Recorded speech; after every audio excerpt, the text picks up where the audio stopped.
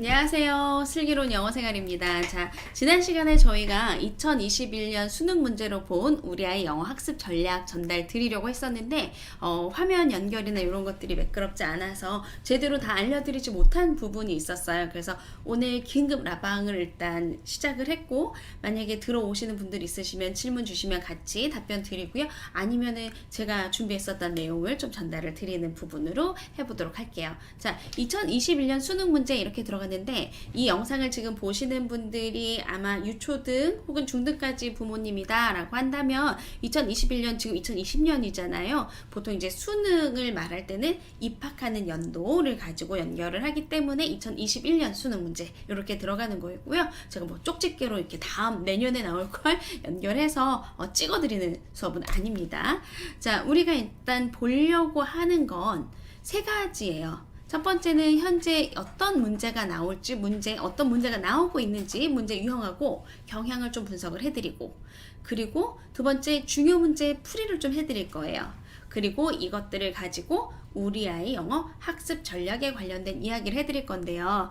슬기로운 영어생활 처음 오신 분들이라면 저에 대해서도 좀 궁금한 것들이 많이 있으실 것 같아요. 자, 저는 영단기 해커스 그리고 박정학원에서 토플 진행했었고요. 그러니까 시험 문제라고 한다면 그렇다면 가장 최고봉에 있는 문제가 토플 문제가 아닐까 싶어요.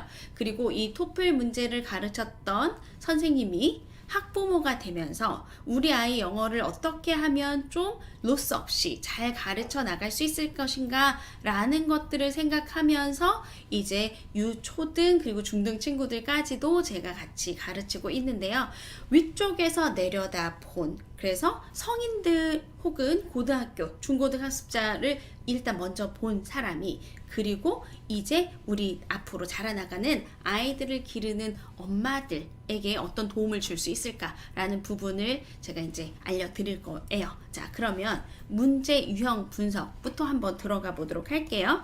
자, 전체 문제는요, 지금 현재 45개, 45개의 문항으로 되어져 있고요. 이 45개의 문제 중에서 우리가 흔히 듣기라고 말하는 듣기 영역 문제가 전체 17문제가 나오고요. 나머지 28문제가 읽기 영역이라고 알고 계실 거예요. 자, 그렇지만 듣기 영역 17문제 중에서 간접 말하기, 즉 간접 말하기 뭐냐면요, 다음에는 어떤 대답을 할 것인가 정도로 생각하시면 돼서 대화에 대한 응답하기 문제가 5문제가 출제가 되고, 읽고 쓰기 영역이라고 되어 있는데 쓰기는 간접 쓰기로 만들어지게 돼요. 이 간접 쓰기 문제가 전체 28문제 중에서 6문제가 출제가 되는 거고, 간접 쓰기는 글의 순서를 배열한다던가 글 맥락에 맞지 않는 것들을 골라낸다던가 아니면 현재 주제에 어긋나는 것, 이런 것들을 어디에다 또 문장을 어디에다가 삽입해 줄 것인가, 이런 것들을 봐주는 게 간접 쓰기 문제라고 생각하시면 되고요. 그래서 전체 45문항 중에서 11문항, 약 24% 정도 되는 것이 말하기와 쓰기가 되어 있고, 나머지가 듣고 그리고 읽는 것에 대한 문제입니다. 이렇게 생각하시면 좋을 것 같아요. 자, 그리고 일반적으로 이제 듣기는 어렵지 않아요. 그래서 우리 수능 영어다라고 하게 되면 읽기 영역에 대한 점수라고 생각하시면 되는데요. 자, 읽기 영역에 대해서 크게 어떻게 나뉘어져 있냐면 대의 파악하는 문제와 세부 정보 파악하는 문제, 요렇게 11가지 문항이 18번부터 28번까지 자리를 잡고 있어. 일반적으로 좀 쉬운 문제다 라고 생각하시면 되고요. 이 부분에서는 EBS 연계로 보게 되면 간접 연계가 나와요. 자, 간접 연계 조금 이따 제가 설명드릴 거고요. 자, 그리고 어법이라든가 어휘, 빈칸 추론, 그리고 간접 쓰기 등등 조금 난이도 있는 문제가 29번에서 40번까지 포진을 하고 있어서 전체 12문제가 변별력 있는 문제라고 생각하시면 되고, 그리고 장문 독해 5개의 문항은 지금까지 좀 고생했으니까 좀 풀어줄게 하는 식으로 문장 자체는 조금 길고 하나의 지문에서 2개 이상의 문제가 나오긴 하나 사실상 난이도는 그렇게 어렵지 않은 문제로 속하게 됩니다. 자, 여기 제가 간접 연계 혹은 직접 연계 이렇게 적어드렸어요. 그래서 어떤 것은 직접 연계가 두 문항이 나오고 직접 연계가 세 문항이 나왔어요. 이렇게 알려드렸는데요. 자, 이 간접 연계하고 직접 연계가 뭔지를 설명을 드리면, 간접은 지금 보시는 것처럼 오른쪽에 있었던 것, 요게 EBS의 원래 교재에 들어있었던 거고, 그리고 왼쪽에 보시는 것이 시험에 나온 문제예요. 그래서 사실상 비슷한 형태의 글을 가지고 내용 자체는 다르게 들어가는 것을 우리가 간접이라고 얘기를 해주고요. 간접 연계는 모든 쉬운 문제들, 아까 말씀드렸던 것처럼 18번부터 28번까지 문제들은 거의 100% 간접 연계로 등장을 해줘요. 자, 그리고 지금 보시는 것처럼 완전 동일한 문장이 나오는 거예요. 예를 들자면 in the classic model of marine economy 하면서 이제 지문이 등장을 해주죠. 요 똑같은 것이 그대로 나오는 것을 우리가 직접 연계라고 하게 되는데, 이 직접 연계는 지금 최근 자료들을 쭉 보면 계속 29번, 30번 정도의 어법이라든가 아니면 이 어휘 문제는 항상 직접 연계로 등장을 했었어요. 하지만 이 문제가 원래 어법 문제가 뭐 어법에 나왔던 게 그대로 나온다기보다는 빈칸 추론 문제로 제시가 되었었지만 어법으로 바꿔준다거나 하면서 EBS 교재에서 약간 문제 유형은 바꾸고 지문 자체는 그대로 쓰는 것입니다. 자, 그러면요, 이런 말씀을 드리면 어떤 생각들을 주로 하시는 경우가 있냐면, 그러면 뭐 지문을 통째로 외운 친구들은 좀 편하겠네. 자, 근데 지문에서 어법까지 외울 수 있을 정도로 친구들이 지문을 그렇게 자세하게 외우는 것은 사실은 비추예요. 시간도 많이 걸리고 이 친구들이 봐야 되는 지문들의 숫자가 엄청나기 때문에 어법이나 어휘는 어떤 문제인지 제가 좀 보여드리도록 하고요. 자, 그 다음에 가장 중요한 문제가 여기 보이시는 빈칸 추론과 간접 쓰기 영역에서 문제가 나오게 돼요. 빈칸 추론 문제는 직접 연계가 두 문항이 나오거든요. 빈칸 추론에서 직접 연계가 두 문항이 나온다는 얘기는 직접 연계가 아닌 새로 나오는 지문, 이 두 가지가 바로 킬러 문항이구나 라고 생각하시면 되고, 일반적으로 전통적으로 34번 문제가 항상 킬러 문항으로 제시가 돼요. 그래서 이 빈칸 추론 문제를 얼마나 잘 푸는가 라는 것이 우리 아이가 얼마나 영어를 잘하는가에 대한 특징이 될 수가 있고, 간접 쓰기 문제 6문항 중에서 직접 연계가 3문항이 있고, 그리고 직접 연계가 아닌 나머지 새로운 지문 3가지가 있어요. 역시 그 세 문항을 얼마나 잘 풀어내는가. 그래서 사실은 글의 구성을 본다는 것 자체가 굉장히 중요한 문제 유형으로 잡혀 있구나 라는 걸 기억을 하고 계셔야 돼요. 그래서 우리가 그럼 이걸 어떻게 공부를 할 것인가 또 조금 이따가 말씀을 드려보도록 할게요.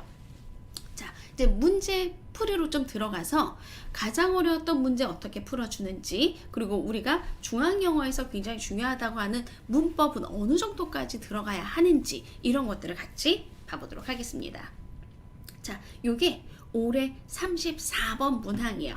올해 34번 문항이고, 항상 34번은 뭐 다른데 돌아볼 것도 없이 항상 가장 오답이 많은 문제로 선택이 되는 문제예요. 올해도 60% 이상의 친구들이 틀렸다고 나오는 문제인데, 자, 그러면 이런 34번 같은 문항을 어떻게 풀어줘야 할 것인가, 어떻게 하면 우리가 얘의 정답을 골라낼 것인가 라는 부분을 가지고 좀 봐볼게요. 자, 이제 여러분들이 이런 긴 지문을 보시면 이런 것 때문에 뭐 독서를 많이 해야 돼요, 아니면 구문 분석을 해야 돼요, 비문학을 봐야 돼요, 이런 여러 가지 이야기들이 나오긴 하는데, 자, 일단 기본적으로 글을 읽을 때 가장 기본으로 들어가야 되는 건 어휘와 그리고 글의 구성을 이해하여 주제를 찾는 거예요. 그런데 이제 어머님들이 약간 좀 기억하셔야 되는 것이요, 우리가 아이들이 어렸을 때는 문학 작품을 많이 읽히잖아요. 문학 작품을 많이 읽은 친구들이 그러면 비문학을 잘 읽을 것인가 라는 부분에 대해서 조금 오해를 푸셔야 되는 부분이 있어요. 자, 문학은요, 글이 스토리 라인으로 흘러가요. 그러니까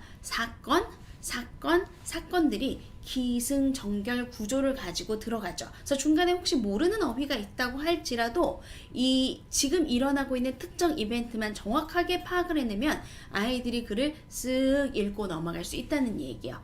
예를 들자면 우리가 영화를 볼 때 영화의 모든 장면들을 기억하지 않더라도, 혹은 심지어 외국 영화인데 내가 잘 모르는 언어로 되는 영화를 볼 때도 대략의 스토리라인에 감을 잡고 갈 수 있는 것과 마찬가지예요. 하지만 비문학 지문은 정확한 어휘의 쓰임을 알아야 되고요. 자, 제가 토플 진행했었다고 말씀드렸잖아요. 토플에서 가장 중요하게 쓰는 걸 여기 우리 수능 문제도 쓰면 굉장히 좋은데요. 사실 비문학 지문에서 가장 중요한 건 바로 논리를 이해하는 거예요. 글의 논리를 이용해서 이 사람이 어떤 논리를 어떻게 펼쳐 나가는가 하는 걸 보는 것이 어떻게 보면 각각의 한 단어 한 단어의 뜻을 아는 것보다 훨씬 더 중요하거든요. 자, 그 얘기를 좀 한번 해드려 볼게요. 자, 이 지문은 지금 보니까 지문이 길게, 자, 첫 번째 제가 문장의 개수를 한번 써드려 볼게요. 첫 번째, 자, 성공적인 통합으로 시작한 첫 번째 문장이 맞춤표 여기서 끝나요.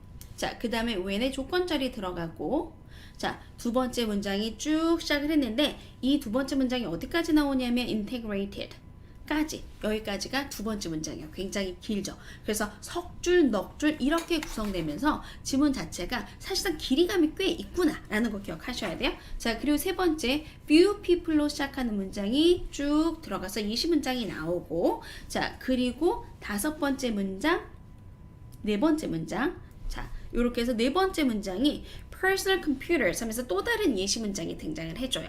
그리고 다섯 번째 문장 등장해줬죠. 자, 여섯 번째 문장이 드디어 이제 빈칸 추론으로 나왔던 문장.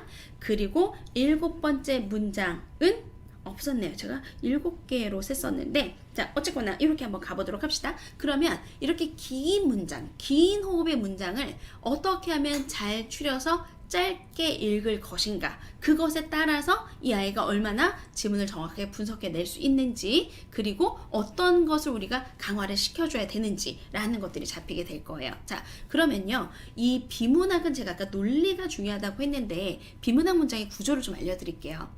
비문학은요, 이야기가 사건이 이렇게 전개가 되는 것이 아니라 항상 앞쪽에 주제문이 등장해 주게 돼요. 그래서 첫 번째 문장이 일반적으로 주제문일 가능성이 높고, 이 주제문을 한 번 정도 뒤에서 더 쳐줘요. 그래서 주제, 부연 이렇게 들어가고요. 그 다음에 그것을 다시 설명해 줄 수 있는 예시 구문들이 들어가요. 그리고 이 예시가 나오고 난 다음에 다시 한번 주제를 정리해주는 구문, 이런 식으로 들어가게 되는데, 맨 마지막에 정리 구문은 들어가는 경우도 있고 들어가지 않는 경우들도 있어요. 그러면 글을 읽을 때 빨리 읽겠다고 주르륵 여기서부터 여기까지 쭉 읽고 넘어가는 것이 아니라 글을 좀 체계적으로 어디에다가 조금 더 무게를 실어서 읽어주는 부분들이 필요해요. 그래서 어디에 무게를 싣고 어떤 논리를 볼 것인가, 이게 첫 번째 기억하셔야 되는 거고요. 자, 그 다음에 두 번째로 들어가는 부분은 어휘예요. 여기에서 어떤 어휘, 얼마나만큼의 중요한 어휘들이 사용이 되는가. 제가 보니까 정말 어휘가 중요하다는 얘기 때문에 뭐 하루 1000단어 이렇게 외우시는 분들도 계시곤 하는데, 그렇게까지 많은 단어 막 하루에 1000단어씩 외우는 것 자체가 사실은 말도 안 되죠. 그럼 열흘이면 10,000단어를 외우게요? 그죠? 그래서 이런 것들은 조금 다른 개념이고. 안녕하세요, 초코보바님. 네, 반갑습니다. 지난 시간에 이어서 다시 뵙게 되네요. 자, 그래서 일단 지문 조금 더 봐볼게요. 자, 그러면 지문에서 일단 첫 번째 논리를 잘 보고, 두 번째 조금 어려울 수도 있지만 이 어려운 단어들이 어떤 것들이 나오는지 제가 좀 봐드릴게요. 자, 그러면 단어를 일단 보면요, 단어에 이런 구문들이 있어요. 처음에 이 지문에서 여러분들이 꼭 아셔야 되는 단어는 integration 이라는 거예요. integration, 통합이죠. 그래서 통합이란 단어가 일단 제일 중요한 단어로 들어가 있고, 나머지 지문에서 조금 어려운 단어가 있나 한번 제가 살펴봤는데 크게 어렵지 않고 integration 이란 단어가 형태를 바꿔서 integrated 라고 들어가고 있었던 것 정도. 나머지 혹시 모르니까 뭐뭐로 여겨지다 라고 했었던 regarded. 자, 그리고 수능의 범위보다 조금 더 넘어가는 unobtrusive 같은 단어는 사실은 밑에 이렇게 정리가 되어 있기 때문에 몰라도 그냥 그 뜻을 가져다가 쓰면 돼요. 자, 그러면 지문 한번 논리적으로 분석을 한번 해볼게요. 자, 성공적 통합인데 of educational technology. 자, 그래서 우리가 지금 이야기하려고 하는 소재는 교육 목적 기술이라는 거예요. 교육 기술의 성공적 통합이라는 것이. 그러니까 교육 기술을 어딘가 통합이니까 합쳐주는 거겠죠. is marked by 무엇에 의해서 특징지어지냐면 이 기술, be regarded, 이 기술이라는 것이 유저에 의해서 눈에 보이지 않는 facilitator, 도움을 주는 것이에요. 눈에 보이진 않지만 이것이 나의 학습이라든가 아니면 교육이라든가 나의 수행 같은 것들에 눈에 보이지 않는 도움을 주는 것이다 라고 생각이 되면, 그러면 내가 얘를 인식할 수 있어요? 눈에 보이진 않죠. 자, 요런 단어도 잘 보셔야 돼요. 언으로 시작하면서 사실 논리적으로 부정값을 하나 가지고 있어요. 그래서 지금 어떤 기술이 있는데 이 기술이라는 것이 눈에는 보이지 않지만, 눈에 보이지 않는 것이 이렇게 자기에게 도움을 줍니다. 눈에 보이진 않지만 도움을 주는 것이야 라고 생각이 되면, 그렇다면 이 기술은 성공이다 라고 하는 게 첫 번째 문장의 요지예요. 자, 이 유제를 잡아주고, 그리고 when이라는 문장이 들어갔죠. 자, 이게 조건이거든요. 어떤 거냐면 이 관심이라는 것이 지금 현재 사용되어지고 있었는 이 기술로부터, 그래서 여기서 이제 from to 구문이 등장을 해줘요. 현재 사용되는 기술에서 이 교육의 목적으로 변화가 된다면, 그래서 그러면 아까 눈에 보이지 않는다고 했었잖아요. 이게 뭐냐면 기술이 눈에 보이는 것이 아니라 이 기술에서부터 이 기술의 목적으로 변화가 된다면, 그렇다면 그 기술은 우리에게 편안하고 그리고 신뢰받는 요소가 될 것이고, 이것이 바로 성공적으로 통합이 되었다 라고 생각이 듭니다. 그래서 지금 이 작가는 딱 하나 이야기를 했어요. 기술이 만약에 우리에게 잘 통합이 됐어 라고 인식을 하려면 그 기술의 목적이 보여야 됩니다. 이렇게 얘기를 해준 거예요.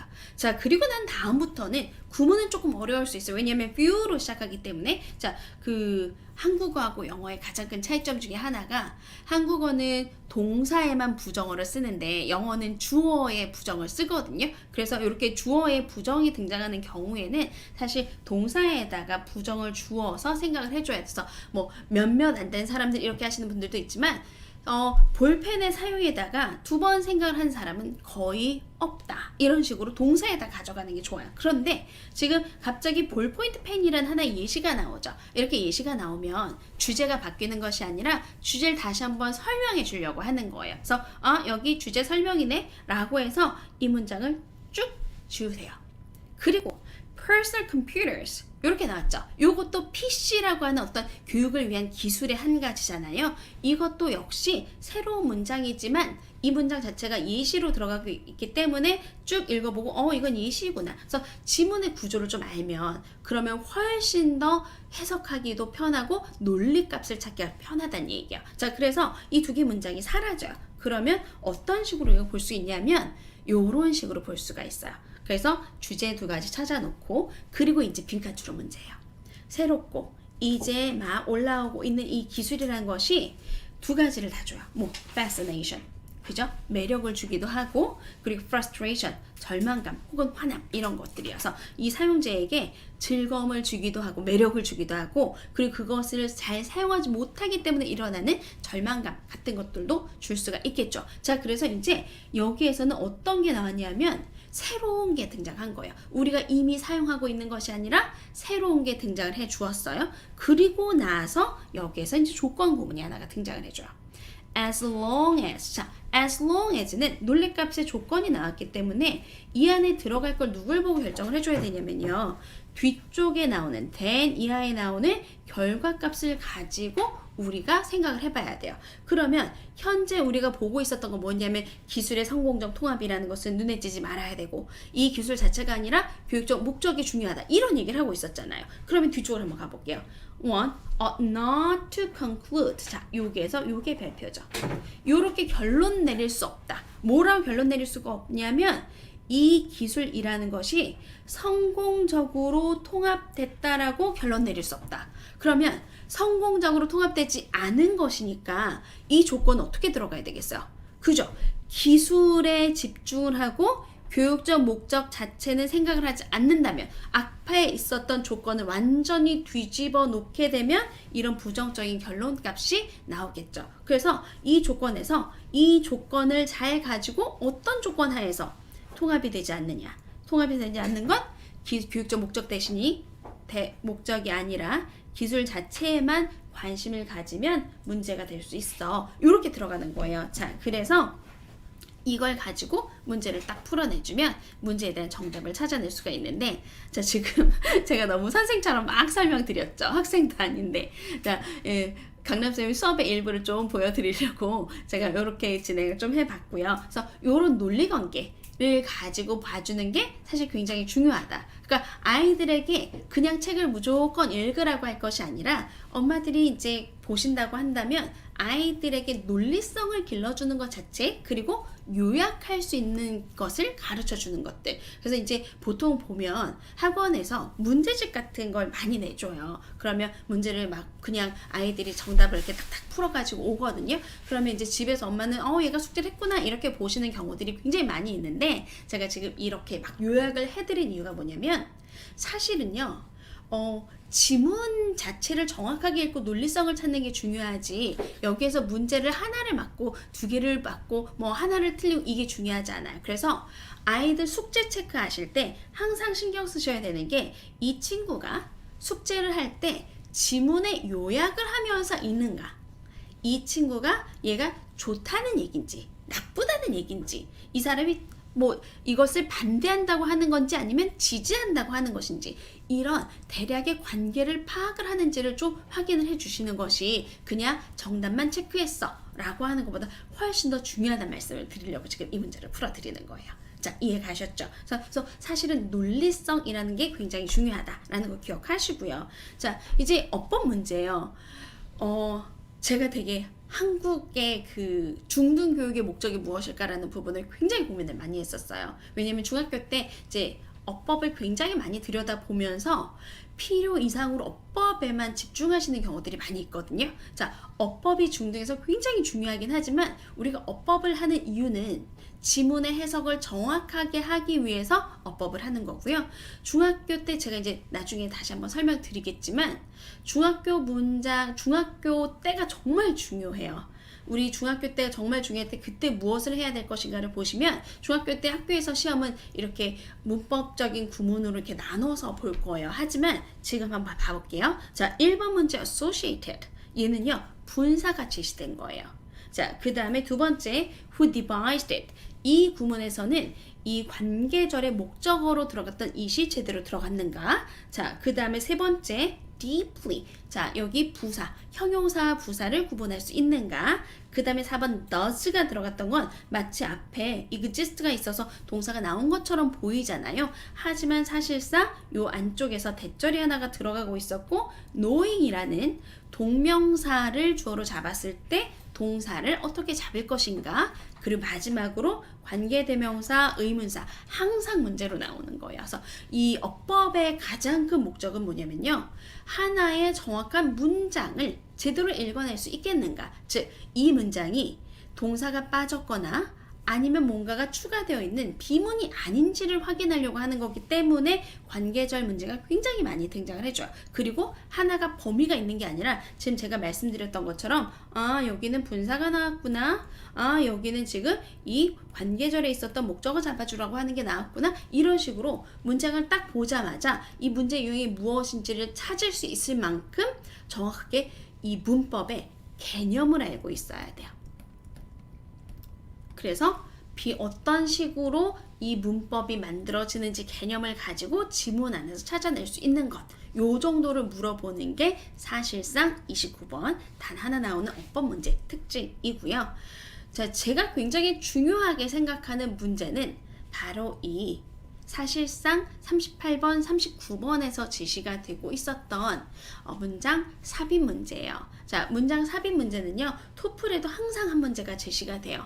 이 문장 삽입이라고 하는 것 자체가, 토플은 심지어 라이팅 시험도 있는데 문장 삽입이 들어가요. 왜냐하면 글을 논리성 있게 읽어주는가 라는 구분을 보려고 하는 건데, 자, 요게 올해 시험에 나왔던 문제고요. 그 다음에 지금 보시는 이 문장이 작년 시험에 나왔던 거예요. 자, 작년 시험은요. 여기 보시면 thus로 시작해요. 접속사가 하나가 제시가 되었어요. 그리고 still, 여전히 라고 하면서 접속사가 제시가 되었어요. 제가 올해 수능에서 가장 특기할 만한 문제로 뽑는 건 사실은 34번 문제가 아니라 38번과 39번에서 제시가 되고 있었던 문장 삽입 문제예요. 왜냐하면 글을 읽어보시면 클루가 없어요. 어떤 지시어가 있었던 것이 아니라 이 글의 내용을 정확하게 파악해야 문제를 풀 수 있는 거예요. 토플 문제들 중에서도 내용을 가지고 삽입을 하는 게 가장 어려운 문제 유형으로 제시가 되거든요. 이 문제가 나왔었구나 라는 걸 생각하시면 앞으로 우리 아이들을 어떻게 교육을 해야 될지 라는 것에 대한 감이 좀 오시는 거예요. 자, 지문에서 나에게 클루를 가지고 대충 이 클루를 가지고 앞뒤만 문장만 봐 라고 하는 것이 아니라 글을 전체적인 흐름을 보면서 논리성을 찾아주는 게 사실상 문제가 원하는 것이구나 라는 걸 파악을 하셨으면 좋겠어요. 자, 그래서 결국 이제 초등 우리 학생들 어떤 식으로 학습을 시킬 것인가 라는 학습 전략에 대한 부분을 좀 말씀을 드려볼게요. 자, 지금 어떻게 아이들 학습을 진행하고 계신가요? 제가 보니까요, 주변에 이제 학원들 중에서 정말 제가 공부할 때처럼 초등학생인데 문법 외우키고 단어 외우키고 이런 학원들도 있고요. 다행히 정말 다행인 것이 영어는 사실 영어라는 시험 과목이기 이전에 하나의 언어야 라고 생각하면서 언어적으로 접근을 먼저 하시는 곳도 많이 있고 그렇게 하시는 학부모님도 정말 많이 계세요. 자, 저는요 정말 그 언어로서 영어를 받아들이는 학습 전략을 가지고 계신 학부모님께 정말 다행입니다. 잘하고 계세요. 라는 말씀을 드리고 싶어요. 자, 그런데 학습을 하다 보면 영어는 굉장히 이상하게 다른 과목과 다르게 일찍 시작하고 언어니까 일찍 시작하는 부분이 있는데요. 학습마저도 빨리 들어가시는 분들이 굉장히 많으세요. 근데 아예 발달 관계하고 같이 연결해서 학습이라는 게 이루어져야 되는데 배우고 습득하는 게 학습이잖아요. 그런데 자꾸 가르치기만 하는 경우들이 많이 있어서 그런 부분들을 약간 자제해 주세요 라고 말씀을 좀 드리고 싶고요.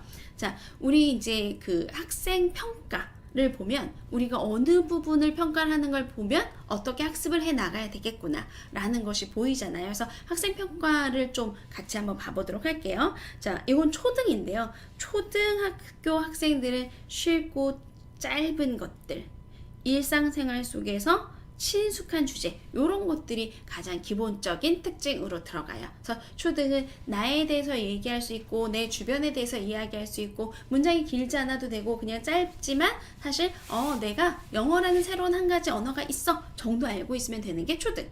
자, 그 다음에 중학교는 일상생활에 친숙한 일반적 주제의 글을 읽는다고 되어 있죠. 자, 일반적 주제라고 하는 건 이제 여기서부터는 아카데믹 학문적 주제가 들어간다고 하는 거예요.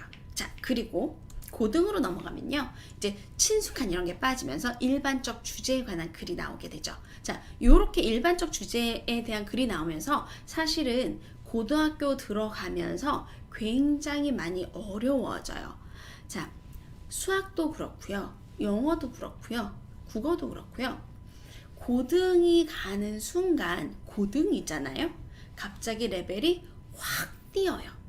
중등까지 만만하다가 고등에서 확 뛰거든요. 이걸 잘 기억하셔야 돼요. 그래서 제가 잠깐 보여드릴게요. 요게 고등학교 1학년 첫 번째 달에 있었던 시험이고요. 아까 우리가 봤었던 수능 문제랑 거의 비슷하죠. 그리고 지금 제가 일부를 잘랐지만 한 페이지에 한 문항 정도가 들어가요. 두 문항 정도가 들어가요. 즉, 지문이 굉장히 길어졌구나 라고 하는 거예요. 자, 반면에 요건 중3 2학기 시험지거든요. 중3 2학기는 대충 봐도 문장도 짧지만 그것뿐만 아니라 문항 수도 지금 1번을 시작했는데 벌써 5번이 나오죠. 문항 수도 굉장히 많이 들어가기 때문에 지문이 길지 않다는 얘기야. 그래서 중학교까지 잘하던 친구들이 고등학교 올라가서 갑자기 잘 못하는 경우들이 생겨요. 중학교까지는 계속 1등급이었는데 고등학교 가서 시험을 봤더니 후루룩 떨어졌더라. 그러면 이게 과연 무엇을 의미하는 것일까? 라는 걸 잘 생각을 해보셔야 돼요. 그래서 제가 전달해드리고 싶은 건 우리가 보통 언어 습득의 크리티컬 피리어드 얘기는 굉장히 많이 해요. 10살까지. 그렇지만 사실상 10살까지의 이 우리 습득에서의 크리티컬 피리어드, 결정적 시기가 아니라 아이들의 학습에 있어서 이 친구들이 공부를 하는 데 있어서의 크리티컬 피리어드가 언제일까? 라는 부분을 가지고 접근을 하셔야 우리 친구들이 영어를 좋아하고 그리고 그 좋아하는 마음을 가지고 공부를 했는데 성과도 좋고 그리고 그 좋은 성과가 결국 이들의 대학 입학 그리고 앞으로에도 영어에 도움이 될 수 있는 그 학습에서의 크리티컬 피리어드를 잘 잡으셔야 될 것 같아요. 자, 저는 학습에서의 크리티컬 피리어드는 초등 고학년에서 중학교라고 생각을 해요. 이 시기를 잘 보내셔야 돼요. 초등 고학년에서 중학교까지. 그러니까 초등 저학년에서 학습을 마구 시키면 아이들이 정말 공부를 잘하는 친구들은요 그대로 따라가요. 그래서 그 친구들이 길을 뚫고 가니까 주변에 있는 다른 친구들도 막 쫓아가고 주변에 있는 엄마들이 어머 내 딸은 내 아이는 내 아들은 너무 늦었나 봐 라고 생각을 하시는데 사실 그렇지 않아요. 초등학교에서 너무 날린 친구들, 초등 저학년부터 막 뛰어간 친구들은 사실은 좀 중간에 힘들어하는 경우들도 많이 있고요. 그리고 대학까지 잘 갔는데 뭐 나중에 힘들어하시는 경우들도 좀 있긴 해요. 거기까지 제가 안 가려고 하는데 어쨌거나 아이들이 제대로 학습할 수 있는 시간은 초등 고학년부터다. 그리고 중학교까지를 잘 잡아주시는 것이 이때를 학습의 절정기로 잡고 그리고 그 배경을 가지고 고등을 풀어나갈 수 있는 능력을 길러주시는 것이 훨씬 더 중요해요. 그래서 초등 고학년 이후를 조금 더 신경을 써 잡아야 한다. 이유는 자 이제 학습 가능하죠. 아이들이 1학년 때 학습할 수 있는 것과 2학년 때 학습할 수 있는 능력 그리고 3학년, 4학년 정말 달라요. 학습이 가능한 나이가 있다는 것도 기억을 하셔야 돼요. 자, 그리고 3학년이 되면 그 이후부터는 아이들이 분석이 가능해지죠.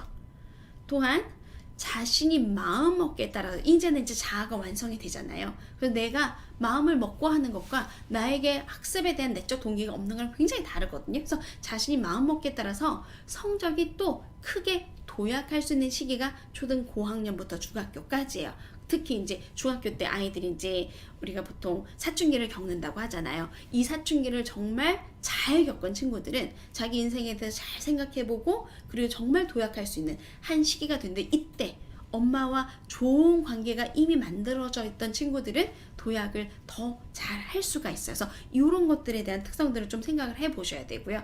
그렇기 때문에 이 시기에 아이들이 문법을 한다던가 독해를 한다던가 아니면 제가 아까 말씀드렸던 논리성을 본다던가 이런 모든 것들이 도약 가능한 시기가 초등 고학년에서 중학교 시기이구나 라는 것을 기억을 하시고 그때의 크리티컬 피리어드를 제대로 잡아주셔야 우리 친구들이 결국 영어가 행복한 영어에서 학습을 해도 좋고 이 학습에 대해서도 자기가 편하고 자신 있는 것으로 넘어갈 수 있겠구나 라는 걸 생각해 보실 수가 있을 것 같아요. 그래서 초등학교 저학년 때는 영어에 대한 사랑 그리고 나 공부가 좋아 나 공부하는 거 좋아하는 친구야 이런 공부 정서를 길러주시는 것이 더 중요하지 초등학교 저학년부터 뭐 영어에 대한 사랑과 애정도 쌓이지 않았는데 증오와 힘듦을 넣어주는 건 별로 아니지 않을까 이런 생각이 들고 있습니다. 그래서 이런 부분들 잘 감안하셔가지고 아이들 공부시켜 주시고요. 초저에는 정말 다양한 노출 있죠. 영상도 보여주시고 그리고 뭐 책도 많이 읽혀주시고 듣기도 많이 해주시고 간접 경험을 정말 즐겁게 많이 해주시면 좋아요. 그래서 초저에 노출 많이 하시고 그렇게 하다가 아이가 이제 공부 좀 해볼까 하는 마음이 스스로 생겼을 때 그때 우리가 그럼 논리 잡아주는 건 어떤 게 좋을까요?